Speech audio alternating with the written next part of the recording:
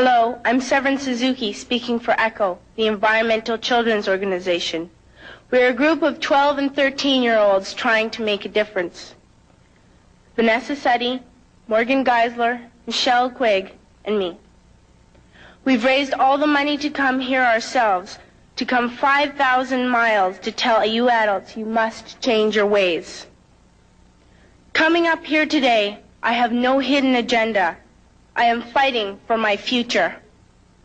Losing my future is not like losing an election or a few points on the stock market. I am here to speak for all generations to come. I am here to speak on behalf of the starving children around the world whose cries go unheard. I am here to speak for the countless animals dying across this planet because they have nowhere left to go. I am afraid to go out in the sun now because of the holes in our ozone. I am afraid to breathe the air because I don't know what chemicals are in it. I used to go fishing in Vancouver, my home, with my dad, until just a few years ago we found the fish full of cancers. And now we hear of animals and plants going extinct every day, vanishing forever. In my life, I have dreamt of seeing the great herds of wild animals, jungles and rainforests full of birds and butterflies. But now I wonder if they will even exist for my children to see. Did you have to worry of these things when you were my age?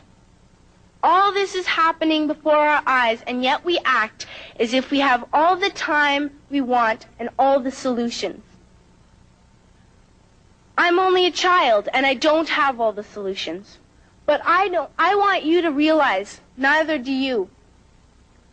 You don't know how to fix the holes in our ozone layer. You don't know how to bring the salmon back up in a dead stream. You don't know how to bring back an animal now extinct. And you can't bring back the forest that once grew where there is now a desert. If you don't know how to fix it, please stop breaking it. Here, you may be delegates of your government, business people, organizers, reporters, or politicians, but really, your mothers and fathers, sisters and brothers, aunts and uncles, and all of you are someone's child. I'm only a child, yet I know we are all part of a family, 5 billion strong. In fact, 30 million species strong. And borders and governments will never change that. I'm only a child, yet I know we are all in this together and should act as one single world towards one single goal. In my anger, I am not blind, and in my fear, I am not afraid of telling the world how I feel.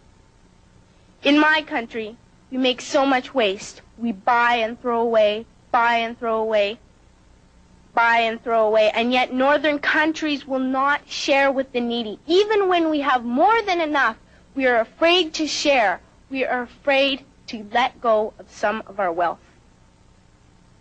In Canada, we live the privileged life, with plenty of food, water, and shelter. We have watches, bicycles, computers, and television sets. The list could go on for 2 days. 2 days ago, here in Brazil, we were shocked when we spent time with some children living on the streets. This is what one child told us. I wish I was rich. And if I were, I would give all the street children food, clothes, medicines, shelter, and love and affection. If a child on the streets who has nothing is willing to share, why are we who have everything still so greedy? I can't stop thinking that these are children my own age, that it makes a tremendous difference where you are born. That I could be one of those children living in the favelas of Rio. I could be a child starving in Somalia, or a victim of war in the Middle East, or a beggar in India. I am only a child, yet I know if all the money spent on war was spent on finding environmental answers, ending poverty, and finding treaties, what a wonderful place this earth would be. At school, even in kindergarten, you teach us how to behave in the world. You teach us not to fight with others, to work things out, to respect others, to clean up our mess, not to hurt other creatures, to share, not be greedy. Then why do you go out and do the things you tell us not to do? Do not forget why you are attending these conferences, who you're doing this for. We are your own children. You are deciding what kind of a world we are growing up in. Parents should be able to comfort their children by saying, everything's going to be all right. It's not the end of the world, and we're doing the best we can. But I don't think you can say that to us anymore. Are we even on your list of priorities? My dad always says, you are what you do, not what you say. Well, what you do makes me cry at night. You grown-ups say you love us, but I challenge you, please, make your actions reflect your words. Thank you.